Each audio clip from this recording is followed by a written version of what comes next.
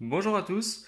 Aujourd'hui, je vais vous présenter un petit peu mon aquarium de 720 litres qui a été fait sur mesure avec un châssis métallique que j'ai habillé avec du laqué et l'aquarium en lui-même qui dispose d'une décante interne faite en miroir. Voilà un petit peu faire le tour de l'aquarium et je vais vous expliquer un petit peu la technique utilisée pour la filtration et comment je fais mes changements d'eau et le résultat, on va dire, d'une eau limpide et claire même après 3 semaines. Alors, comme je vous le disais, moi, mon aquarium, il fait 720 litres brut. En enlevant la part roche et la part sable, j'ai à peu près 500 litres d'eau nette dans l'aquarium. Et toutes les 3 semaines, je fais un changement d'eau de 150 litres. Au niveau de la filtration, je suis très content du résultat. Comme vous pouvez le voir, l'eau est extrêmement limpide, même après 3 semaines sans changement d'eau. Là, c'est actuellement le cas. J'ai juste nettoyé les vitres pour la vidéo, pour que ce soit plus joli, mais je n'ai pas fait à l'heure actuelle de changement d'eau pour ce mois-ci. Donc voilà.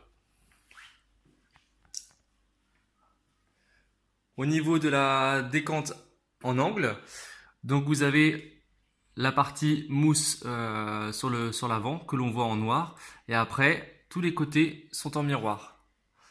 Donc c'est assez joli, ça permet une discrétion pour la décante, on la voit beaucoup moins.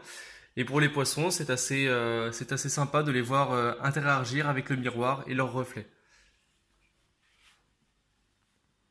Donc en premier lieu dans la filtration, vous avez la mousse grosse maille, ensuite une mousse moyenne maille, un troisième compartiment vide qui permet à l'eau de remonter jusqu'à la surface. Ici vous avez une grille optique et qui me permet en fait de créer une cascade. Cette cascade est réglée par rapport à une plaque. Je ne sais pas si vous la voyez bien, mais c'est une plaque de plexiglas que je peux monter ou descendre pour avoir plus ou moins de grille qui me permet de régler en fait le débit de ma cascade. Cette cascade me sert à activer des bioballs, à ce que des bioballs soient toujours en mouvement. Donc l'eau circule dans les bioballs.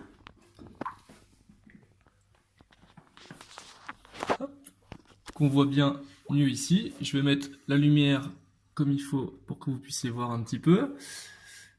Donc voilà, ça crée un mouvement, ça permet au bioball d'être toujours active. Ensuite, à l'aide de supports faits en impression 3D, qui me permet en fait de créer des étages comment dire, pour que les sédiments tombent au fond et ne restent pas sur les médias. Donc là, c'est des billes en céramique, plutôt argile plutôt. C'est des billes d'argile qui sont de marque AIM. Je les trouve très bien pour les supports bactériens. Donc j'ai deux paliers, un, deux. Juste après, du coup, vous avez le palier qui est vide pour la dépose des sédiments, justement.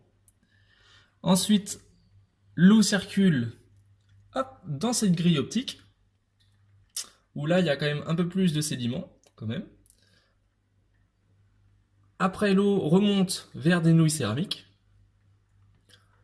Et enfin, remonte jusqu'au dernier compartiment où vous avez tout en bas ici, c'est du Fausse Guard qui me permet de contrôler un petit peu les silicates dans le bac de la marque Shame.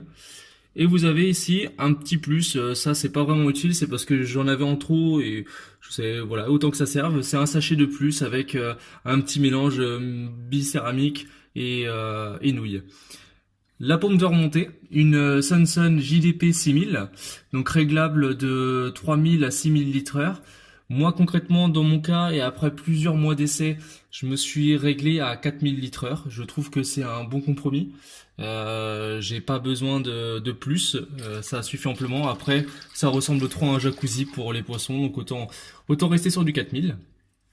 Et ma remontée, je l'ai faite avec du tube IRL d'électricien, diamètre 20 intérieur, et avec un coude qui va bien pour aller directement recracher à l'extérieur du bac, avec un bec acheté sur internet, standard.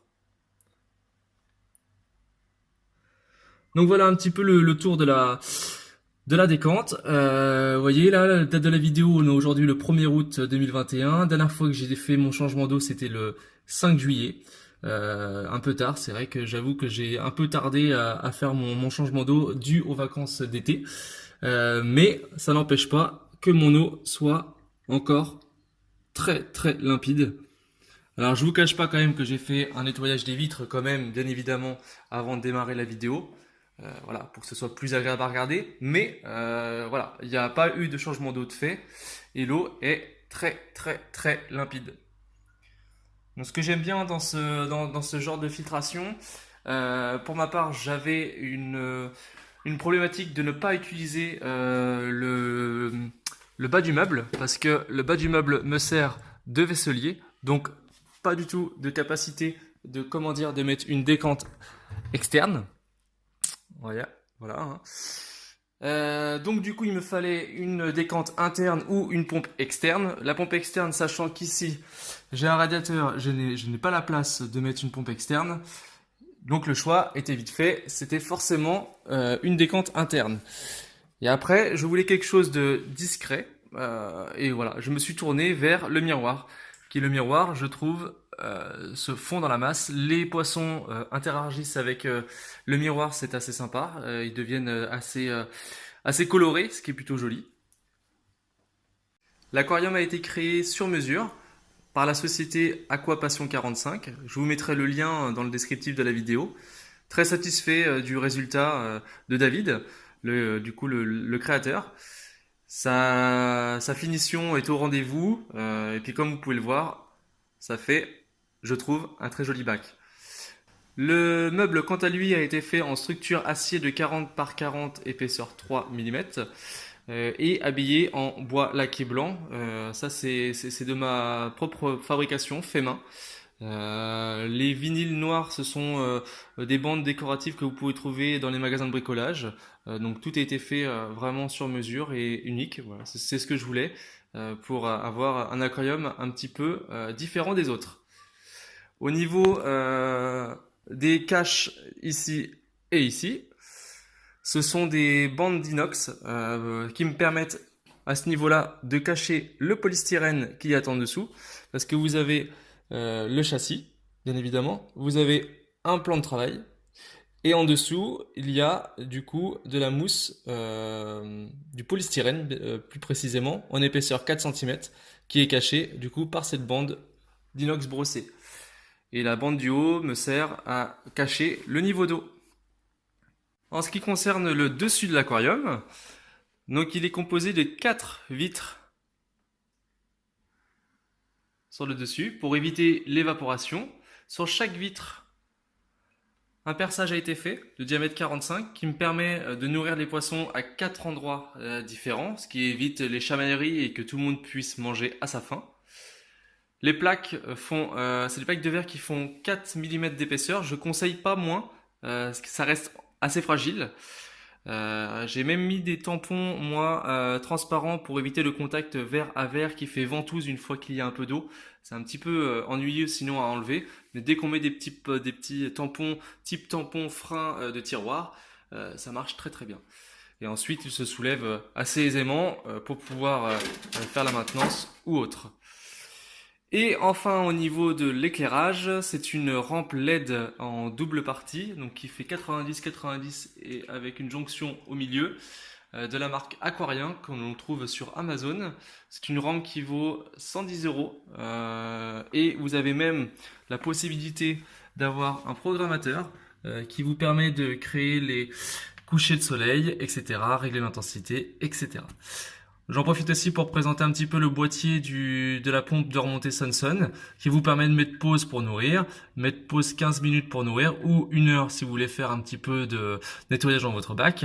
Et vous pouvez augmenter ou diminuer le débit en litre-heure de votre Sunsun. Je la conseille très particulièrement parce que au niveau du prix, on est à peu près sur 65-70 euros la bête, avec tout fourni dedans. C'est vraiment très intéressant. Elle n'est pas du tout bruyante. Moi, c'est dans un salon salle à manger et je l'entends pas du tout. Je suis plus embêté, on va dire, si je puis dire, par le bruit des vaguelettes en sortie, qui fait beaucoup plus de bruit que la pompe en elle-même. Donc voilà, c'est pour vous dire, hein, la pompe n'est vraiment pas du tout bruyante. Donc voilà, c'est fini sur cette présentation d'aquarium. J'espère qu'elle vous aura plu et qu'elle vous sera utile pour vos prochains aquariums si vous souhaitez partir sur de la décoration interne.